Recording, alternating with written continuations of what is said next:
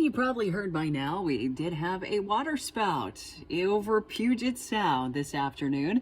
This video was shot by one of our viewers, Ashley Wellington. Thank you so much for sending this to us. Just incredible to see.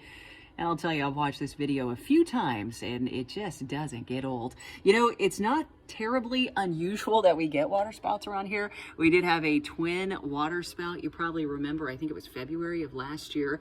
We do get them from time to time. Typically it's spring and fall, but hey, it can happen at any time. It is the weather after all. It kind of has a mind of its own, but they are very much like tornadoes. It is essentially a tornado instead of on land. It's just a tornado in the water, and it is typically comes from a parent thunderstorm, and that thunderstorm did come from Bainbridge Island. We had some lightning, some hail as a result of that thunderstorm, and it also helped to spawn a waterspout. They're typically on the ground, by the way, or over water for 5 to 20 minutes or so. So kind of like a tornado, they don't last very long.